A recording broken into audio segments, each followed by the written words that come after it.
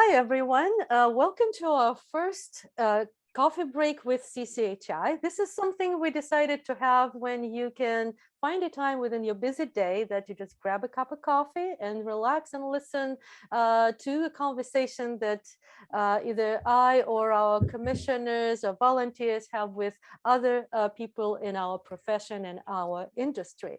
And today I am super excited to start this new series with my friend and colleague and Commissioner Emeritus Jorge Ungo. I want to start with giving like a first glimpse of, which he doesn't remember, by the way, is how I first heard Jorge. I knew about Jorge from the beginning of my career in this country, which is early 2000s. And then in 2011, I was presenting and attending the conference about interpreting at Children's Hospital in Cincinnati. And Jorge was presenting on behalf of Pacific interpreters.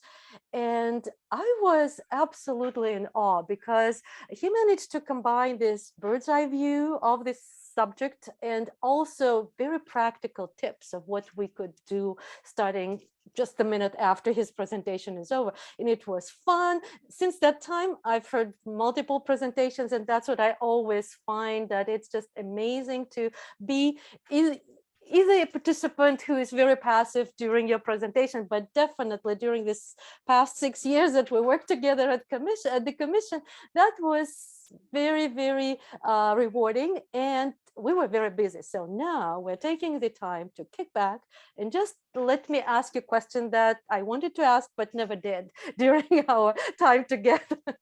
So Jorge, tell us, how did you start in the language industry, and did you expect to end up where you are right now? Well, I'll start with the second question. Absolutely not.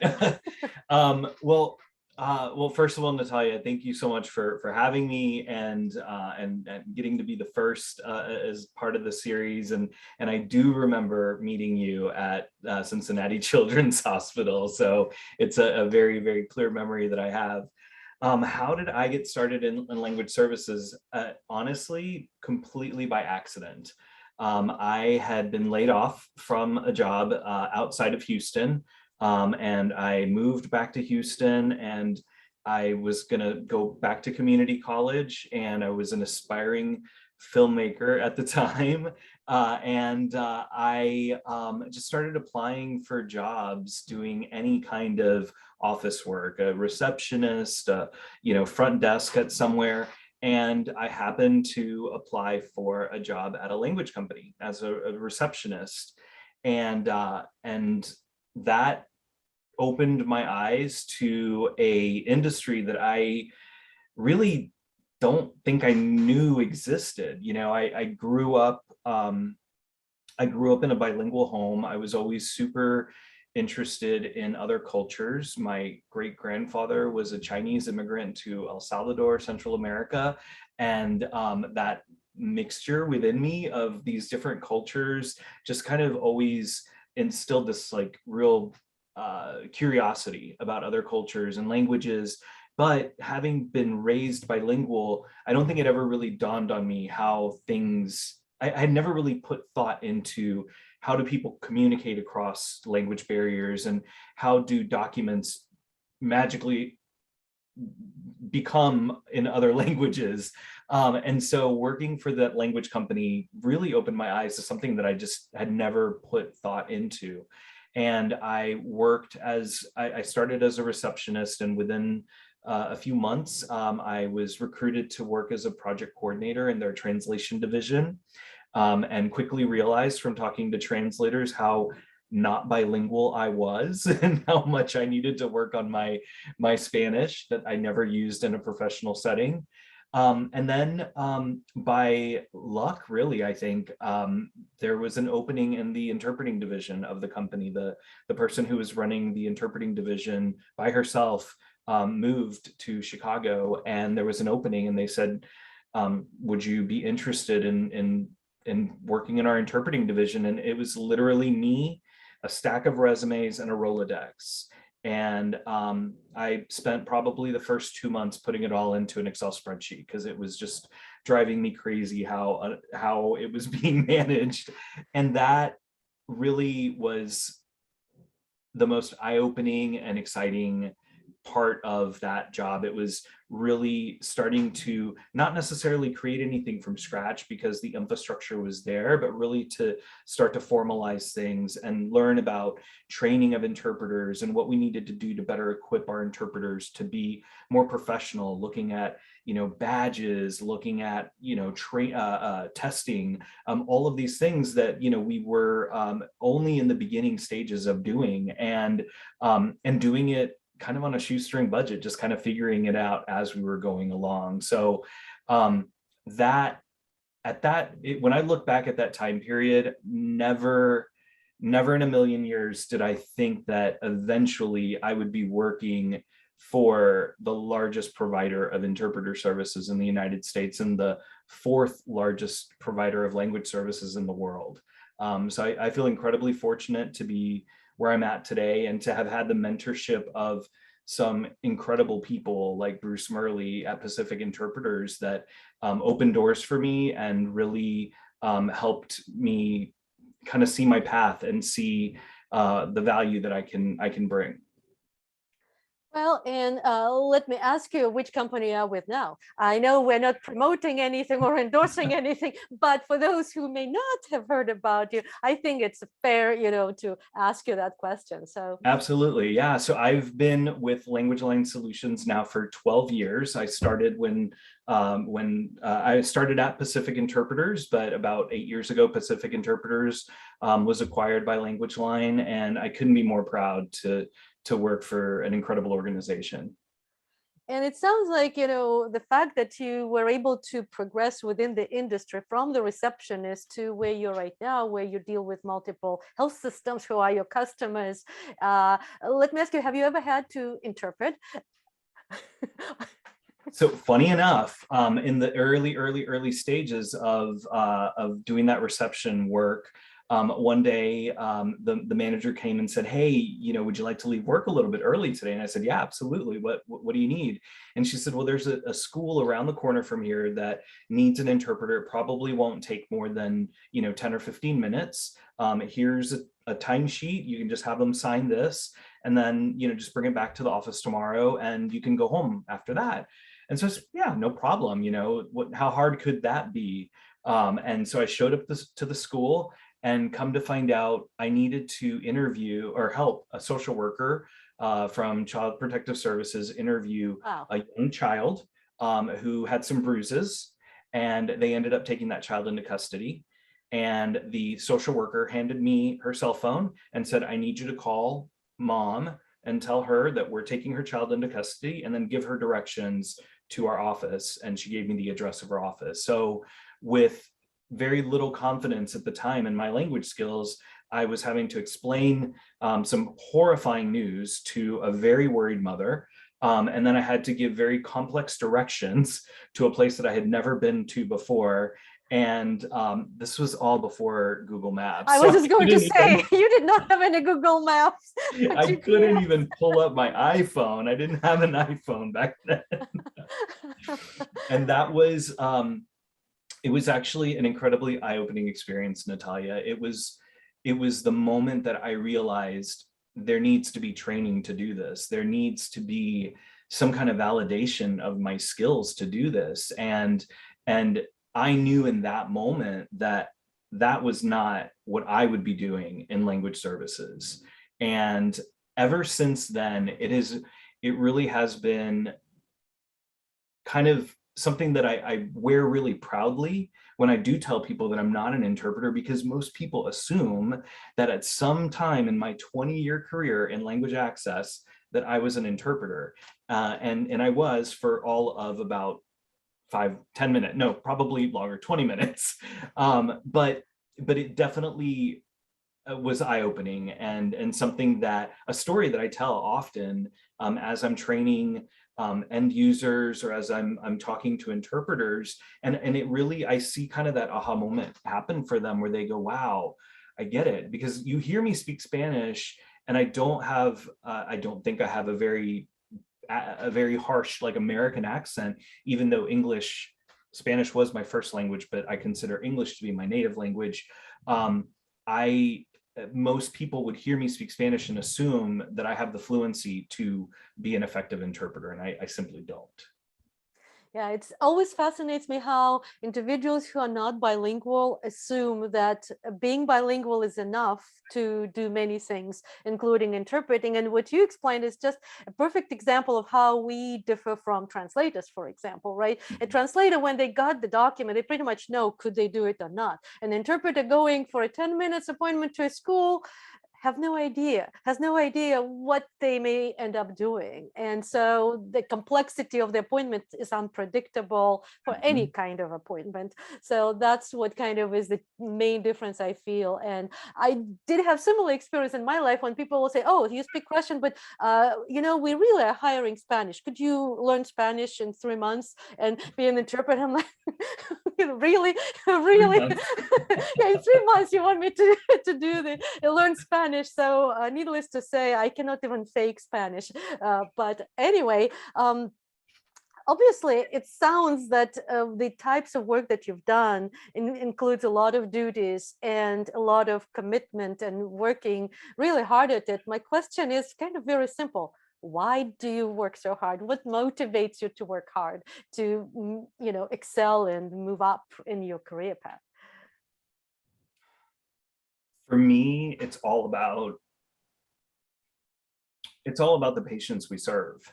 I'll try to respond to this question without getting emotional about it, because it is a very emotional thing for me. I have been in the position of being, having a family member with a language barrier, not being able to communicate, and seeing the terror in their face, and realizing that as their grandchild, that's not my place. I'm here to be your caregiver, and I'm here to give you warmth and love, but I'm not here to be your conduit of communication. And I work to ensure that that doesn't happen to people, that hopefully people won't be put in the position that I was put in, because it was a very traumatic situation for me, but also hoping that someone won't be in the position that my grandfather was in. And for me, this hasn't been about career growth or climbing a corporate ladder or trying to achieve some financial goal or status goal. It really has just been about doing the best work that I can, trying to affect as much change as I individually can affect, trying to connect with people when I'm training end users, or I'm helping hospital systems design a program. It's the joy that I get out of seeing all of these pieces come to fruition, and that's what drives me 100%. Beautiful. And obviously the fact that what you create helps not just now, but will help people in the future. And that, definitely something that I feel strongly about too, that we may not succeed at everything we try, but we definitely lay the foundation to never put people in a position when they are helpless because nobody understands them. Definitely. Well, but also in addition to your work, I know that over your years, you've volunteered for multiple organizations. I think you started probably with ATA, NAGIT, TAHIT, National Council, and then 6.5 years ago you joined the Certification Commission. So why? You sound busy, right? But what is it that made you join this association, and what do you like most about engaging with organizations that I named? Yeah, well, why? Because I don't know how to say no. That's probably one of the first things. No, to be honest with you, Natalya, I really enjoy wearing those multiple hats. I'm someone who, you know, I have a very hard time focusing on one thing. And so I'm constantly, you know, working on different projects and thinking about, you know, different things that I have that I'm working on. And the volunteer work has given me a creative outlet that I don't always feel that I have in my current job as an account executive, right? I get a creative outlet when I'm presented a challenge. Like, we have a hospital that has no analog phone lines and we need to implement over the phone interpreting services, and we want dual handset phones. How are we going to do that, right? That is a fun and challenging situation that I need to get creative on. But there's other parts of my brain, I think, that I really, you know, want to tap into in my creativity. And that really started with the Houston Interpreter and Translators Association, working with them, doing event planning, thinking about seminars and presentation topics that we could come up with, and trying to find like outside the box topics that people hadn't seen before, going to conferences and sometimes seeing, you know, some similar topics year after year, and trying to get creative around how to do that. And then through all of that, I met Julie Burns taking Bridging the Gap. And after I finished my Bridging the Gap course, which I took not with the intent of ever being an interpreter, but because I wanted to know how interpreters needed to be trained, that Julie called me and said, would you be interested in volunteering on the membership committee of the National Council on Interpreting in Healthcare? And all I had to do was receive the mail and process paper applications and put them into an Access database. That was it. That was my job. Very creative. Very creative. I was so passionate about that job. I loved processing those membership applications. But you know what, you know, I always, like, now working with CCHI and with other organizations, I always, you know, value the volunteers who are willing to do that first, you know, because creative and fun is very easy to recruit for, right? But try to recruit what you had to do. This is hard thing, which actually is the backbone and the very foundation of any association. Membership, attracting it, helping people get the receipts and all that stuff. So that is something that may not be as cute and as interesting, but without that, no organization, especially a full volunteer organization that NCIHC is, can exist. And so thank you.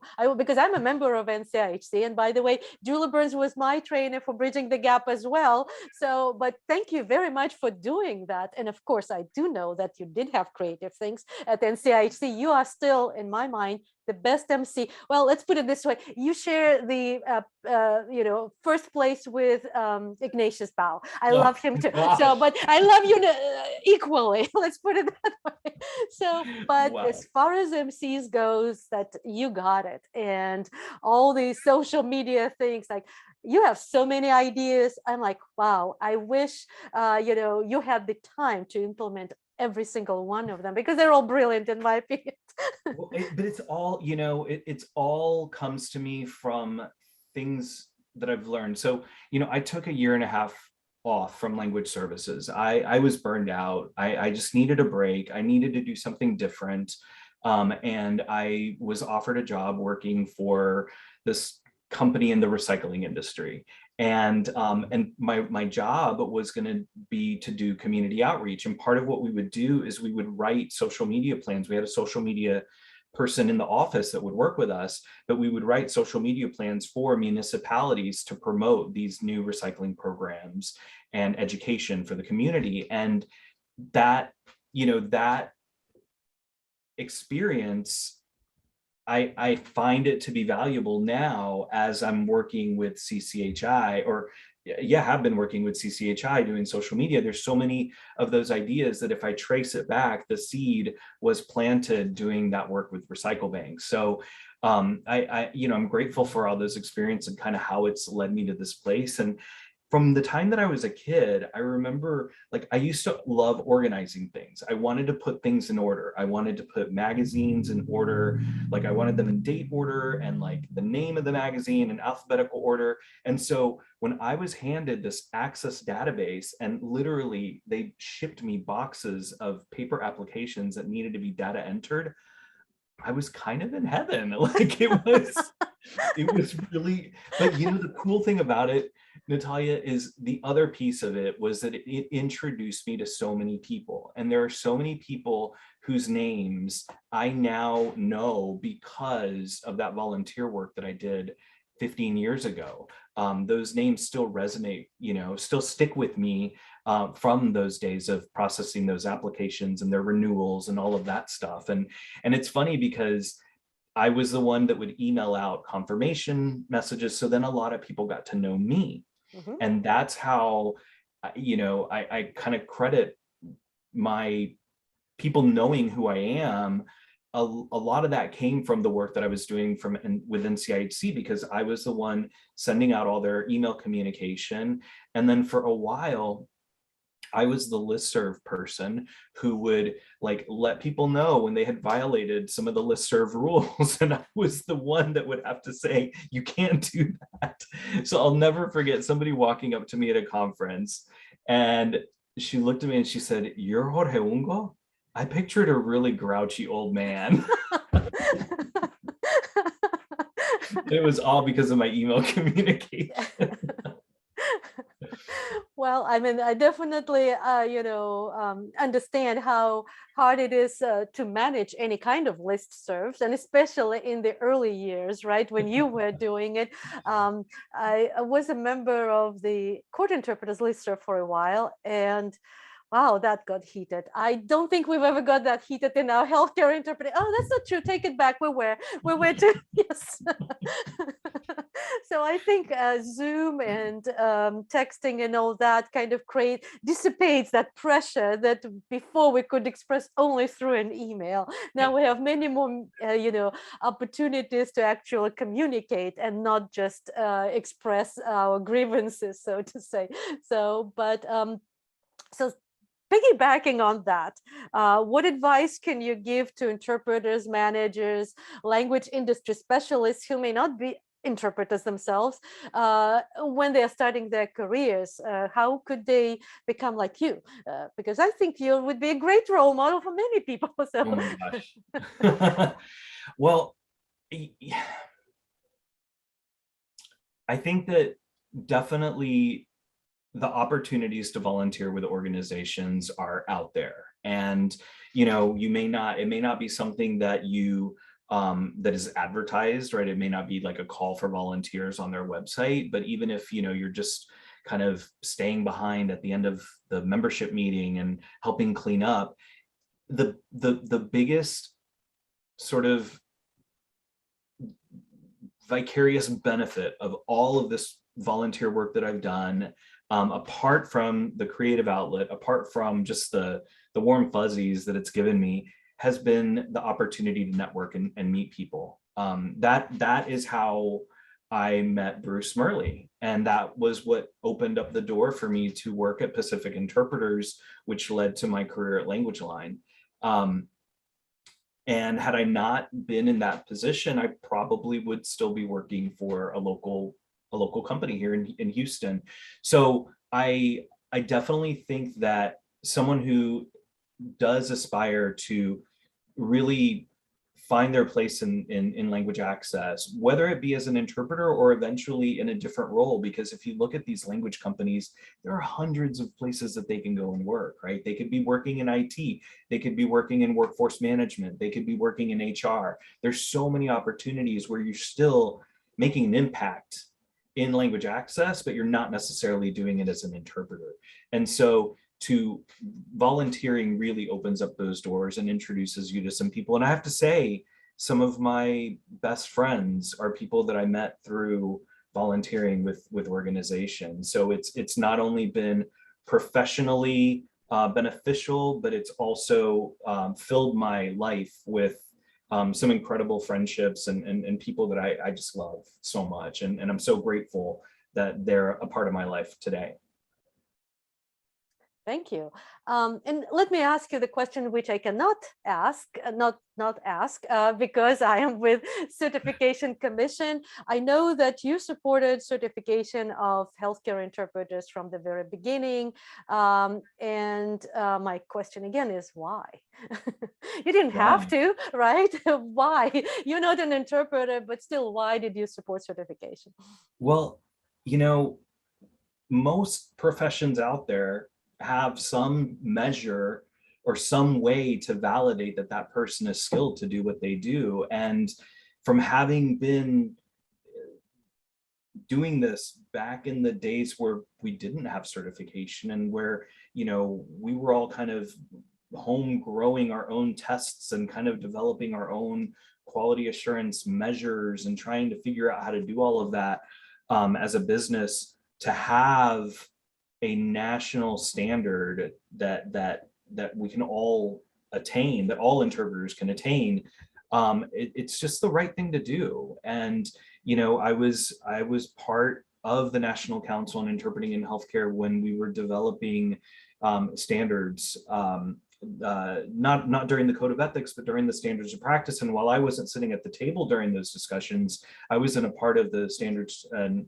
Certification Committee. I knew about what was going on, and I witnessed that work being done, and I witnessed how passionate and serious people were about that. And we had a path, and we had a roadmap for how we were going to get to certification, and all of it made sense to me.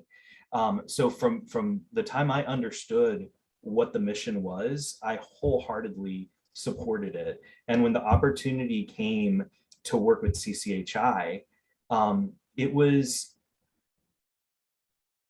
like you talked about something for so long, and then now you're actually doing that thing that you talked about for so long, right? Now, and I'm in the work, and even though I never was any part of the test development or the subject matter experts or any of that, and my role was, you know, listening to all the board meetings and figuring out what are we going to do to promote CCHI, to get the word out about CCHI, to get people excited about becoming certified.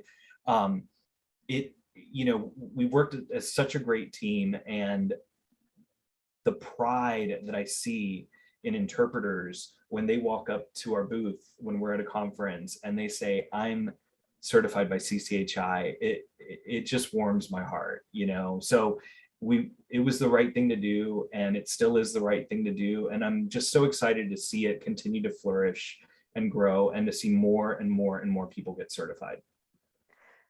Well, I definitely am very grateful that you supported us and continue being with us as a volunteer and, you know, as a friend too. So let me ask you some personal questions now to kind of end this up, go from the serious conversation to some, you know, fun things. So what is it that you gig out on that some people may not know us? Give us a little glimpse into Jorge Ungo that we don't know. I love Christmas music. Oh, wow. I have not known that. I have literally hundreds of hours of Christmas music that has been curated by hand by me, saved in my Spotify account. And I love listening to Christmas music. And I'm not talking about the standards. I like hearing other types of Christmas music that aren't like the traditional Christmas songs that everybody listens to. So yeah, it drives everybody in my family completely nuts, because from about October 31st at midnight until usually about mid-January, all I'm playing in the background is Christmas music. Well, you know what? I knew there were more than one reason why we're friends. I mean, I do like extended holidays too and Christmas music, but wow, I didn't know that. Interesting, interesting. And do you do anything special to recharge when you're stressed out outside of the Christmas holiday? Just extended one for you? There are two things currently that are, I think, the two things that I do the most. And one is I love to go for long walks and listen to podcasts that take my mind off of work, that where I can really just stop the recordings in my mind that are going all the rest of, all the other 23 hours of the day. So my walks are just that is really something that has honestly helped me make it through this pandemic. But something that I do to recharge. The other thing that I love to do, my husband and I have a property that is outside of Houston near a lake. And we don't have lakefront property, but we're close to the lake. And one of my favorite things to do is to take our floats out on the lake with an anchor and just float in the lake. And we'll float in the lake for hours and watch the sunset. And that is my happy place. And that is where I finally feel like I let out that deep sigh and my body lets go. Thank you. Thank you. So in addition to getting information about what drives you to volunteer, we also get the self-care advice also. I feel like that, because that definitely sounds very, very relaxing. And well, final question to finish off, since we're doing it in January when many people are setting up goals for the next year, for the new year, do you set up goals or if not, why not? So I don't, believe it or not. I don't. I've probably just violated every like management book advice and everything that people tell you to do. I'm given lots of goals at work, and so those are the goals that I focus on. On a personal level, my constant goal is just to be the best person that I can, and to be as kind to everybody that I can, and just to just do what I do with dignity and respect of other people. And to me, January 1st doesn't signify a new year necessarily. It's a continuation of December for me. And the work doesn't stop, and it doesn't, the time clock doesn't start over on January 1st, and all of a sudden all my emails gone. Like, all the tasks that I left behind in December are still there. So I don't really do New Year's resolutions, and I don't kind of reset goals. And we have a business, we have a real estate business on the side, and so we'll set goals for that, but really those are bigger picture goals that aren't really around a calendar year. So I don't really set goals in that type of way that a lot of people do. well, and that's definitely, works, right? That works for you. It sounds like you're still happy with all the personal goals. And, I think that's the beauty, that we all have our own ways of living our own lives and learning from each other. So thank you very much for this conversation. I hope everyone enjoys it as much as I did, because at last we had the time to just talk about something that is not about goal-oriented projects that we have at CCHI. So thank you. And I hope that we will continue to find time for things like this, not just for projects that we know we're successful at. So thank you very much, Jorge. Yes. Thank you, everyone. Natalya.